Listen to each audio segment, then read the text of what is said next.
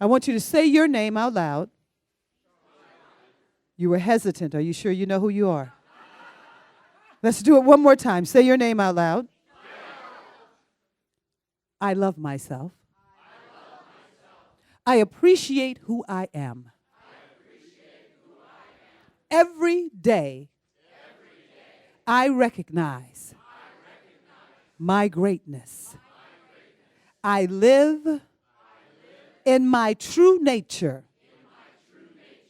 Joy. Now give yourself a big hug.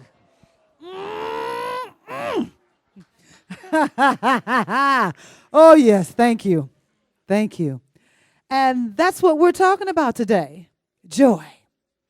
My talk is about living in your joy. And this joy that I'm speaking about is not the surface joy. You know that joy. You win $1 million, you're joyful. I think I'd be pretty happy.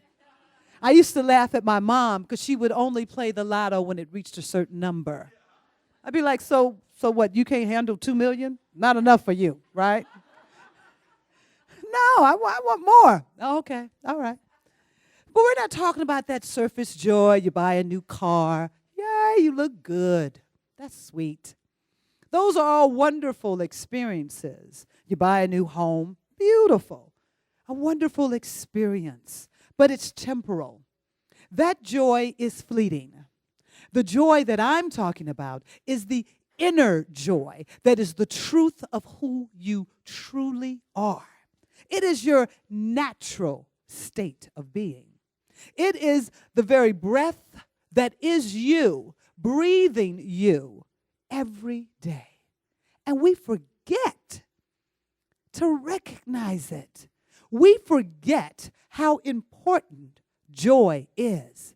It's not some mamby-pamby, rose-colored glasses wearing thing. No, we're talking about a real deal presence, an energy, a light that is you. That is your own unique, shining light here on this planet. And joy is just one of the most magnificent ways to connect with it. Yesterday, I was in Southern California at Staples. In my joy, I have come to recognize that whatever I'm speaking about, it runs rampant for me that week. It's just busy in my life. So I'm at Staples, and I'm trying to mail some things, and I'm cool. I'm chilling. Life is good. I got a smile on my face. I'm just everything I see, I'm recognizing joy all around me. There's a little kid playing, and he laughs, and I'm laughing with him. It's just fun. And now we have about 3 or 4 people that have gathered, and we're waiting. We're waiting. And then there's a gentleman that comes up also, and he shifts the whole energy. I gotta go. I don't want to spend all day here. I got things I've got to do. And so now from a peaceful state, the other people start joining in. I know, we've been waiting. We've been waiting. We've been waiting. I don't know what they're doing. And so in my outside voice, I say, breathe.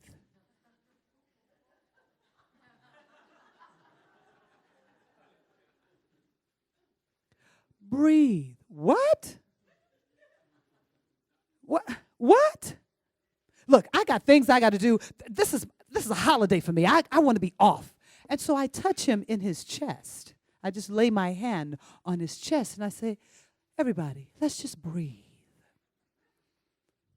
So the lady is looking at me like, what is she talking about? I said, let's just breathe. Breathe. So she does. She takes a deep breath. And he wants to start in. I said, what you're getting ready to experience, the journey you're getting ready to go on, you're going to experience all day. Now, if this is your day off, don't spend it all day in Staples, because everywhere you go, You know what happened to me today in Staples? I was there. I was trying to get things done. Your whole conversation becomes about what took place at Staples, and it wasn't one that was joyful for you. So I said, let's not do that. Let's breathe. So he started to breathe. I said, yes, let's just breathe. I said, we're here. We might as well have a good time while we're here because we get to choose that. Well, I said, breathe, because I could hear that energy was coming back. Now, I was committed, and there was a part of me that was like a little kid laughing like, are you seriously doing this in Staples? Really? And I know if some of my friends were with me, they would have been, there she goes, there she goes. There she goes. But I was committed. So I was also very clear that if someone had said something to the left, I was anchored. It wasn't about what their response was. This was me also practicing my state of joy, recognizing how powerful joy is. And so the energy shifted. So there we are, 4 or 5 people that don't know one another, breathing in Staples. And I started talking about other things that are joyful, and they joined in. They started recognizing other places and experiences that they'd had that was joyful. The whole conversation shifted. Then one of the workers said, I'm taking my lunch break. You know, I did. I said, breathe. Let's not give away our joy. Let's not give away our joy. Because we always have that choice. So this joy isn't about what comes to me to make me joyful. This is about what you are anchored in consciousness to bring joy to life. To breathe joy into everything you do. This is not a giddy joy. This is an inner awareness and a knowingness that I and my Father are one. That the path I walk in the steps of God, and all is well. Does that mean that there will be no mountains or no valleys? Absolutely not. That would be boring. Who signed up for that? But it does mean that a valley or a mountain will not change my joy. Will not shift me to a place where I don't even know who I am and I'm screaming at somebody. And we've all seen it, and okay, I may have done it. Maybe. Didn't mean to. And could see myself going, no. But there was no practice. I had not practiced how to be joyful in an unpleasant situation. And a disclaimer, don't wait to the unpleasant situation. That's not the time to practice it. You got to have those tools intact before you get there. So I was intact. I was clear. I've been working and joyously playing with joy. So it was a joyful play to me when I first heard myself say in my outside voice, breathe.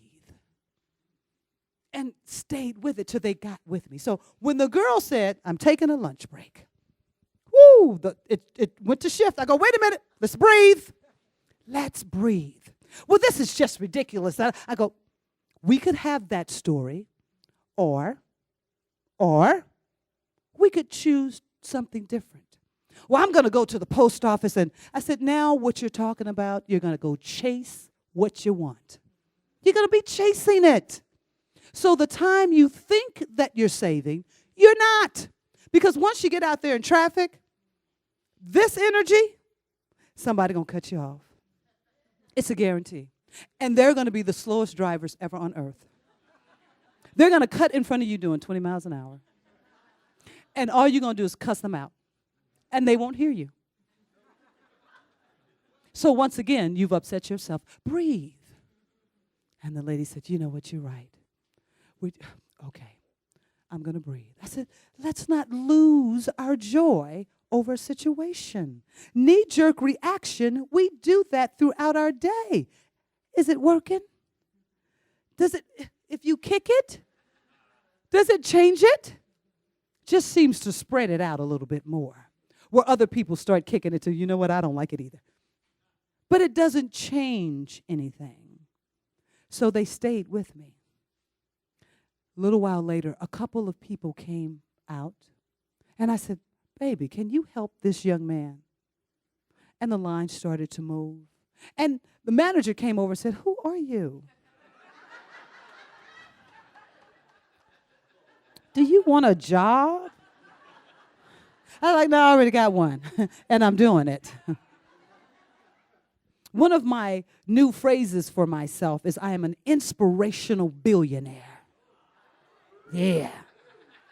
Yeah. And I've noticed the more I say it, people sometimes just walk up with a story.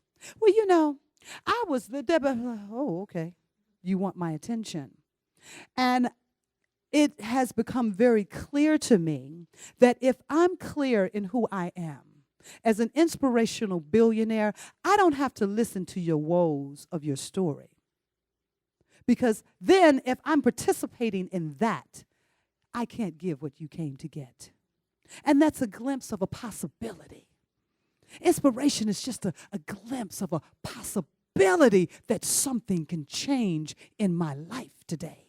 That I can think a new thought that will shift my energy to make me feel that, you know what, it's going to be okay.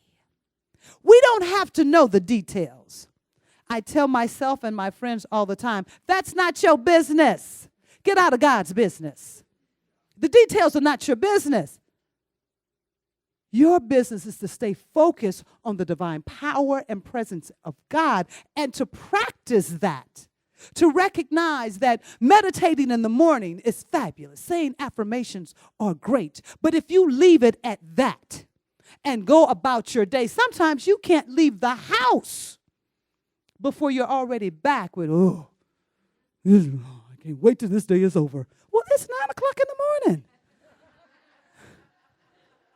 Is that what you're going to be birthing throughout the day? I can't wait till this day is over. And you meet people that reflect that back to you.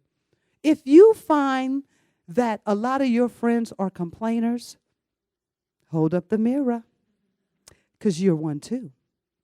They wouldn't be there if you weren't. We must start taking responsibility for what we're thinking. Your thoughts and the way you feel are powerful. Powerful. You are a dynamic emanation of God. You came here fully equipped. Fully equipped. We must take normal out of the human consciousness. We didn't come here to be normal. There's nothing normal about a peach tree. Out of this little seed grows a tree and something's coming out of a stem. What's normal about that? Nature gets me excited because it helps me realize, oh my God, it's done with such ease. Do you hear the peach tree going, I don't think I'm going to make it today. I need to get to Wednesday to get over the hump. I'm like, my goodness, we've created a day to get over something that I think I can skate for the other 2 days. I start recognizing, Gino, you're skating for your life. I'm just going to settle and get by. That's all. I'm just going to be all right with what the norm is. No, we got to wake up. Wake up and recognize that practicing, be it joy or practicing being normal, is your choice. And to be normal, let me tell you, is easy. You don't have to do much for that. But to practice joy, yes, it's a constant practice. It's a moment by moment awareness of who and what you are and what you're participating in moment to moment in here. In here. Someone was saying, I live in a really bad neighborhood and there's always things going on. I said, your neighborhood is right here. Here's your neighborhood. And you're surrounded with it right here. You're surrounded with your heart. Now, physically where you're living may be uncomfortable, but where you're truly living is in here and in here. And when we have thoughts and feelings, our feelings are knocking on the door. Hey, you're thinking things that aren't in alignment with spirit. You're worried. God is not worried. Did you get a memo that God said, I don't know if I'm going to be able to make the sun shine today? Can you help? We don't have to do that. Well-being is one of the most consistent gifts of this universe. It happens so effortlessly, we forget to recognize it. We forget to appreciate it. Every day the sun rises. I mean, every day. Now, you may not see it in your area, but it rises every day. The world is turning. There's nobody at a crane going, when am I going to get my lunch break? Universe is doing it. Got it. Our bodies are functioning at an unbelievable rate. We don't even think about the breath. We don't think about it. Nobody's talking about their heart unless they're having challenges with it. Then you talk about it. You don't talk about your feet unless they hurt. We have a magnificent vessel. Feed your vessel with loving joy. We are starting to understand that if you put bad food in, bad things going to happen in your body. And I don't really care about using the word bad, but I'll say things that you don't like are going to happen in your body. It's the same with your mental, even more so. If you suck on negativity, drink up negativity, complain, worry, worry, worry, worry. I used to worry before the worry was even needed. I was like, I'm early on the worry. I could wait another day before I really start worrying, but I'm going to worry right now. Has worry worked for anyone? By show of hands. Why we do it? And we're consistent. We're consistent, and we make excuses for it. Like, I have to worry. This is a bad situation. If I don't worry about it, what's going to happen to that situation? Well, it could clear up.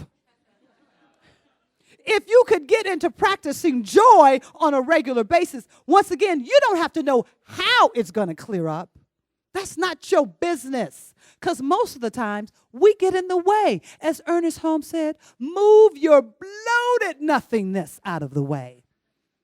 Move it. Move your normal, your mediocrity. Move it out of the way. Resonate and anchor in the truth. You are a seed of God. Within you, you are complete. Not one cubic can be added to you. Just the way you are right now. Right now.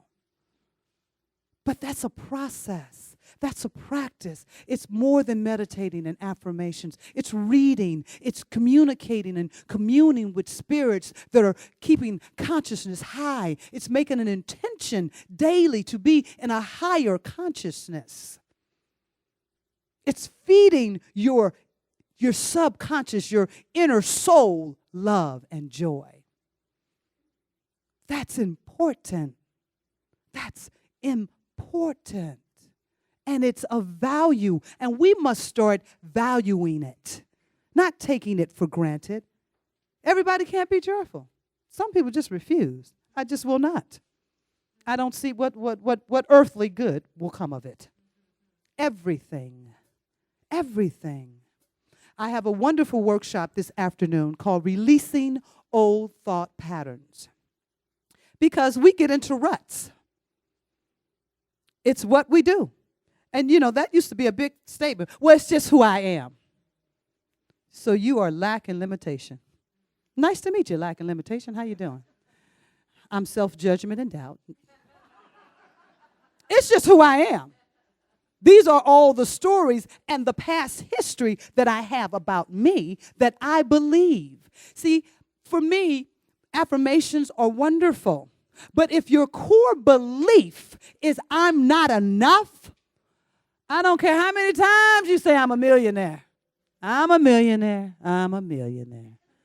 I'm a millionaire. You don't believe it. And your actions show it. Then you go into the store, going to go buy something. I can't believe how much they're charging for this. There should be a law. That's just too much. That's lack consciousness. The universe is overflowing with abundance, never running out, never ceasing, constantly. Constantly. Grass grows so much, it created a whole industry. Trees, it created a whole industry. It's constant. And if it's not constant in your life, it means you're blocking it, not they, you. So you want to learn new tools, new skills, new ways of practicing. But we must begin to practice something differently. And that's an intention that's set every day. Periodically throughout my day, I ask myself, Gino, how you feeling? I want to check in. Because sometimes the noise of the day just takes over. And I'm not present to what I'm thinking. There's underground stuff going on, but your feelings always let you know. If you're not feeling good, something's going on. Something is going on. You've got a story running that's not supporting the truth of who you are. That's a wonderful thing to know. Don't you want to know when you're thinking crazy things about yourself? I heard myself the other day tell a story to myself that made me want to cry. I was like, who wants to do that? Why would you tell yourself stuff like that? Would you tell it to a child? I wouldn't tell that to little Gino. No. We got to watch what we're saying to ourselves about ourselves. We would not have friends like us with some of the things that we say to ourselves. You would be like, I don't want, you know what? I'm not going to answer that call. You can't answer the call of negativity.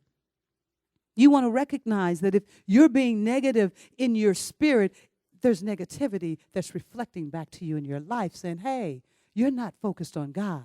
You're focused on situations. You're focused on a circumstance. And contrary to what we believe, focusing on a situation or a circumstance doesn't change it to something that you want. It usually gets worse before it gets better. I remember Reverend Michael was telling the story that we have Revelation every year. And we have scholarships. And so there was a lady that didn't have the funds. And so she got a scholarship. And so she was like, oh, this is so wonderful. This is great. So next year, I know I'm going to do this, X, Y, Z. He said, wait a minute. Are you planning 365 days from today that you're not going to have any money? That we don't even hear ourselves because she'd gotten in on a scholarship. So now she's starting to plan now what to do for a scholarship for next year. What does that say? I'm not going to have any money next year. So I'm going to plan now how I can get an early scholarship. We have to start listening to where our consciousness is, what we're saying about ourselves, what we are involving people in. Because when you put that out, there's that lack person that comes right in and says, you know what, you're right. You don't have enough. You don't have enough education. You don't have enough money. You don't know the right people. They give you a long laundry list, and you pick out the ones that work for you. Say enough. No more. You don't even have to know. You don't have to, like, stop. Just stop. I visualized the stove with a pot. And when I can connect that, I got something going on that's driving me in a place I don't want, turn the stove off, Gino. The pot's boiling over. If you had a pot on your stove that was boiling over, you wouldn't just look at it and be like, look at that. You would turn it off. You would stop the process. Sometimes that's all we got to do is just stop it. You don't have to know what to do, but just stop doing what you're doing. Just stop. Turn it off. Take a nap. Naps are great. They start it all, you start fresh. Take a nap. So we want to start waking up in our lives, though. You don't want to nap through our day.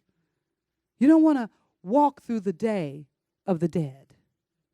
You are alive, here to expand consciousness as we know it. You are.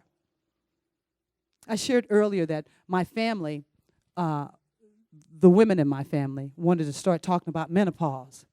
Oh, this is going to happen, and this is going to happen. I said, no. Gino, we're telling you. My mother at that time, look, girl, I know. I go, you know what happened to you. I'm not participating in that. My aunt joined in. You just hard-headed. We trying to tell you. I go, no. No, I'm not going to participate in it. I am living in a place that, for me, I have claimed that I am the power and presence of my life. Not you, but I am. So I get to choose what that is. We must claim our divinity. Claim your life. Stop allowing other people to make decisions for you, and then you want to blame them for it. Come on now.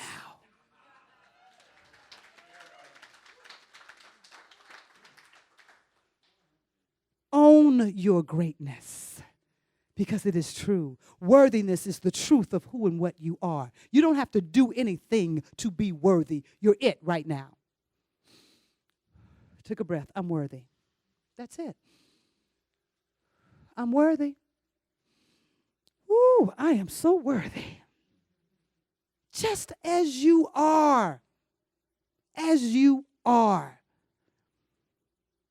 I shared earlier that I did a show about a year ago, and a friend of mine that we hadn't seen each other in a very long time were in the show together. And she called me and said, Gino, I want you to know I love you. I said, thank you. I love you too. But it's like, oh. She said, no, I require your greatness. So when are you coming to the gym? Oh, what you talking about? I work out. Blah, blah, my whole story is blah, blah, blah, blah, blah, blah, blah, blah, blah, blah, blah, blah.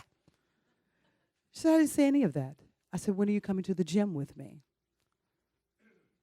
So my ego was going, what you talking about? When I come to the gym, I go to the gym, I work out, I ride my bike. All this, and that's all limitation. We get caught in our little boxes. But I said, yes, I'll come meet you at the gym. Now, her background is from dancing, and her husband is an ex-NFL player. So her body's really beautifully chiseled. She's very strong in her body. And so we started working out together while we were doing this show. And I remember one of the turning points for me, there were two, that really, I was like, oh, I've got to change my whole thought process about this. Because I did always do some kind of working out. And I was on the Stairmaster. How long? 2 minutes I've been on here. Good Lord. And there was a lady on another machine, and she looked up she said, oh, that's great. It's so hard. I was like, you're right. It's so hard. And I heard it. I was like, oh, my God. If it's so hard, how much longer will I participate? If you're participating from it's hard, all the stories around it's hard, because it's easy to find stories around it's hard. With that, we took a trip. My friend, we took a trip. She lived in Vegas. We took a trip back to Vegas. We were off a few days from the show. And she brought me to her home, beautiful home. And so I'm in my room, and she comes by, and she says, we're going to spin class in 2 hours. I said, go to spin class? I said, we just drove 4 or 5 hours. We were coming from Palm Springs. I said, we just drove about 4 or 5 hours. What are you talking about? She said, you mean to tell me because you've been sitting in a car for 4 to 5 hours, you can't go move your body? I was like, oh, when you say it like that, it doesn't make sense. So she helped me. What I realized on this journey that I took, and Somebody recently saw me and said, "Oh my God, you've lost half of Gino." I was like, I know there's a compliment in there, but I got you. For me, it was about living in my greatness, regaining my power, my invincibility. There were parts of my body that weren't functioning right. I didn't say anything to anyone, but they weren't functioning at their highest peak. So she always says to me, "I expect nothing but your greatness from you." And I love that because that requires you to think differently, to understand that you are great right here and now, and anything less than that is making yourself small. Your joy is greatness because you are that very seed. You are the seed of God. You are the breath of God. And in that is everything. There's nothing in this world that is too big for God. Nothing. So get your bloated little consciousness out of the way. Stand up in your truth. Recognize your power and stand in your invincibility and say, "I am joy. I am joyful. I am greatness." And so it is. Thank you. Thank you. Thank you.